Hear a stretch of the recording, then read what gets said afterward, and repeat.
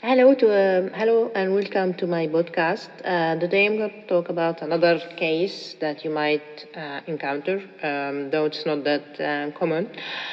So basically, after you introduce yourself, as always, we agree, double check the patient date of birth, name of date of birth. The patient will say that I'm having this sort of pain with swelling both ears for the last couple of months, and the patient says that they have joint issue as well, which can be like stiffness, swelling, any part of the body, and they notice like they're having like dry cough, low-grade fever, and eye discomfort, could be also tinnitus, and they might be taking antibiotic for that sort of thing, and that's it. And they will tell you, apart from that, I don't have any other issue. I'm working full time. I'm like, for instance, I'm living with my partner or my husband, and they just wanted to know what's going on. So after you establish the history, you might ask, for instance, apart from the medication that you just mentioned that you are taking recently for sort of infection being prescribed by your GP, any other medication that you take like OTC, and if you have any thought what might be the reason for this problem, if you had it like before, is it your first time, do you smoke, do you drink, what's your lifestyle like, and how it's impacting your daily life, and if there is any other chronic alignment, if there is history of recent travel. So you just want to establish a history into what might be the reason. So having said that, like for instance, there's joint pain, fever, you'll ask if there is night sweating, for instance, to rule out, for instance, TB, especially if the patient says that they have a dry cough. And in that regard, you will tell the patient, I would like to have a quick look just to establish what might be the reasons. I will check the vitals, by that, the observation. Check the ears, check the joint, if there's any deformity, and if there's any tenderness, and if it's hot on touch, for instance, on the joint, if there's swelling, mobility. And then you will check for the eyes and the neck for any palpable lumps and bumps. And also you will check for the cardiovascular and respiratory system, just to establish if there's anything in order not to miss. And then they will tell the patient, I'm going to send for certain blood investigation like full blood count and the inflammatory marker. And surprisingly, you'll find that the patient has high inflammatory marker, which is C-reactive protein, ESR, and antinuclear antibody. And the rest of the tests, full blood count, kidney, liver, were all normal.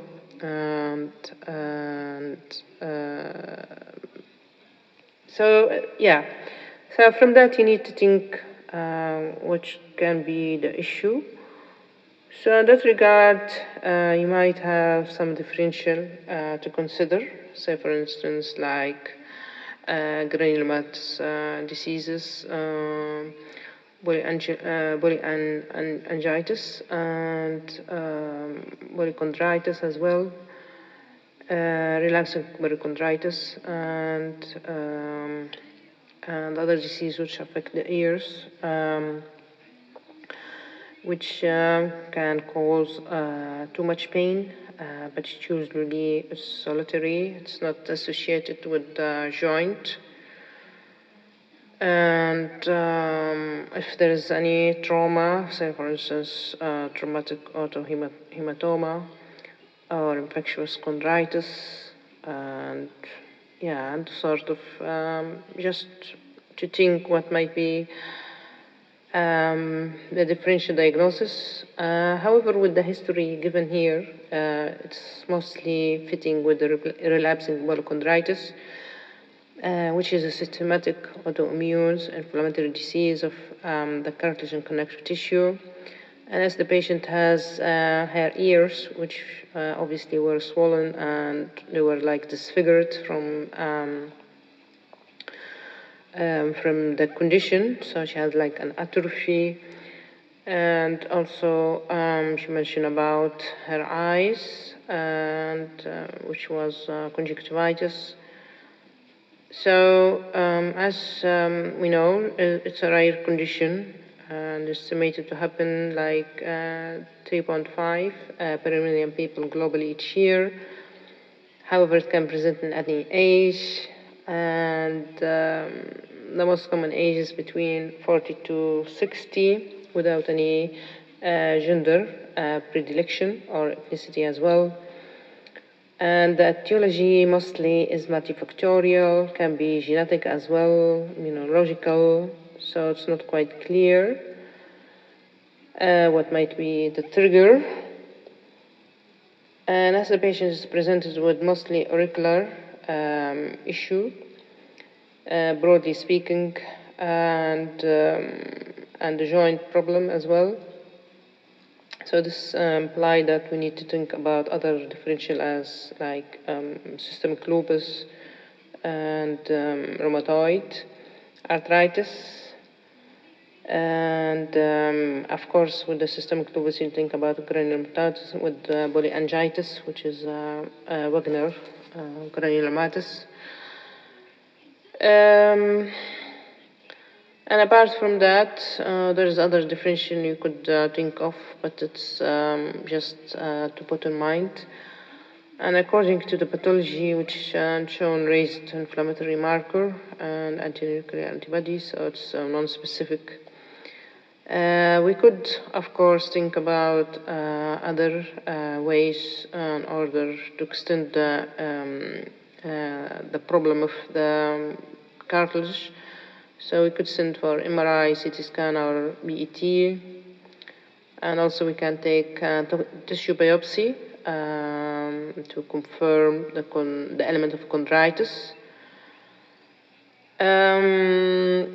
So that's in short. Treatment, of course, it varies according to the culprit, and the area affected. So as we all know, it's about systemic immunosuppression, especially if it's involving multi-organ, and in order just to prevent progression of disease and with sequelae. And of course, in certain situation, if it's, for instance, affecting the trachea, you might do surgical tracheostomy, nasal septal repair, if it's affecting the nasal septum, of course, if it's affecting the heart or the valve, in that condition it needs replacement when it's very severe. And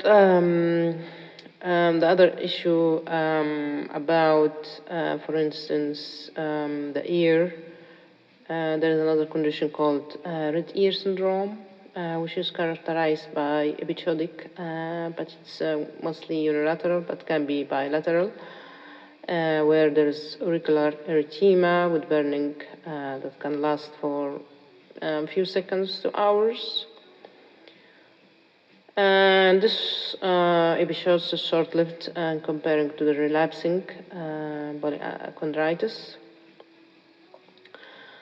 And of course, could be coexisting with another condition which is called temporomandibular or trigeminal pain disorder. And the other condition I just mentioned, which can be unilateral, just mainly to the cartilage of the ear and can be very painful. It's called chondrodermatitis nodularis helicus, which usually affecting old or elderly, mostly men. And it's for no obvious reason. It's not known why it happened. However, there's the element of degenerative with inflammation, which constitute basically to the pain. However, in this case, the treatment, which has been devised in the form of methylprednisolone with cyclophosphamide, has helped the case and improved the ear, and then the lady recovered. But of course, we know those kind of diseases, they go in remission for some time, they could come back.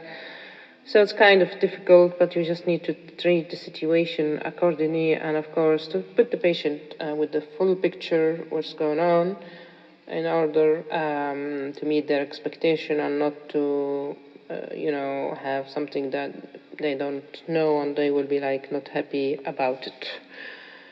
So that's in short about this case and what differentiation can be included and thought about and how you can approach it. And I see you in another podcast. Thank you.